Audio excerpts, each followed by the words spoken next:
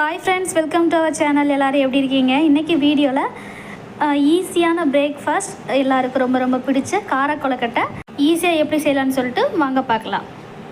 நான் ஒரு பாத்திரம் அடுப்புல வச்சிருக்கேன். கொஞ்சமா எண்ணெய் சேர்த்துக்கலாம்.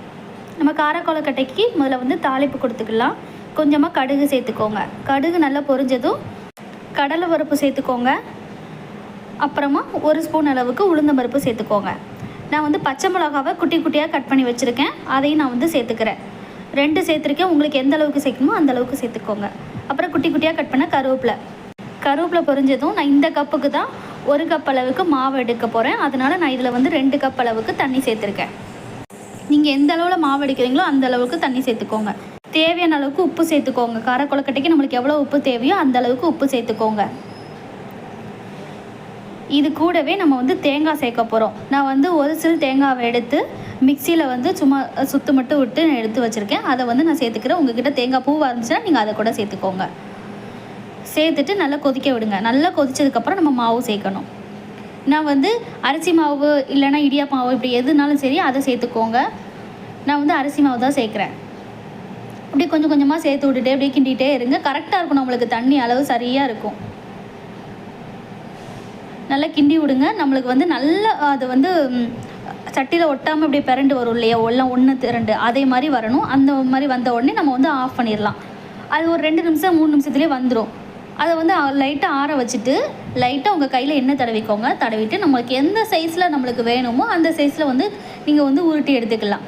அது ரவுண்டாக கூட இருக்கலாம். அப்படி இல்லைன்னா கொழுக்கட்டை சைஸில் இந்த அப்படி பிடிப்பாங்கள்ல, பிடி கொழுக்கட்டை மாதிரி அதே மாதிரி கூட நீங்கள் பிடிச்சிக்கலாம். உங்களுக்கு எந்த சைஸில் விருப்பமோ அந்த சைஸ் அளவுக்கு நீங்கள் பிடிச்சிக்கோங்க. ரொம்பவே ஈஸி தான். அதே மாதிரி குழந்தைங்களும் விரும்பியும் சாப்பிடுவாங்க. டிஃப்ரெண்ட்டாக இருக்கே அப்படின்ட்டு. எப்பவும் போல் நம்ம இட்லி எப்படி அவிப்போமோ அதே மாதிரி தான் நம்ம அவிக்க போகிறோம். கீழே உள்ள தட்டு போடாதீங்க.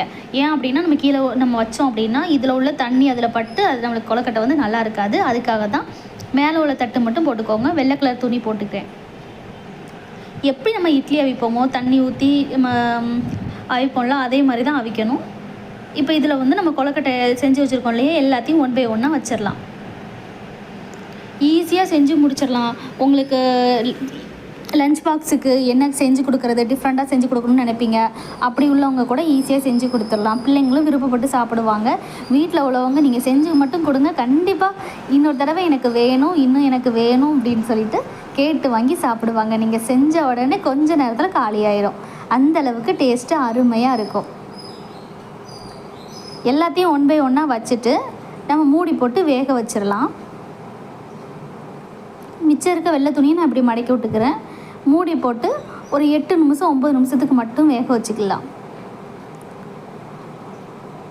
நல்லா வெந்துருச்சு. இப்போ இதை எடுத்து அப்படியே லைட்டாக உங்களுக்கு இப்போ வந்து அது கையில் ஒட்டுற மாதிரி தான் இருக்கும். ஆனால் கண்டிப்பாக வெந்திருக்கும். நீங்கள் எடுத்து ஒரு 2 நிமிஷம் 3 நிமிஷம் வெளியில் வச்சிங்கன்னா அது வந்து நம்மளுக்கு கரெக்டாக சாப்பிட்றதுக்கு ஏற்றாப்புல இருக்கும். நல்ல சாஃப்டான கார கொழுக்கட்டை ரெடி ஆயிடுச்சு. இதை வச்சு ஒரு கார சட்னி மட்டும் வச்சிங்கன்னா செம்மையாக இருக்கும். டேஸ்ட்டு சூப்பராக இருக்கும்.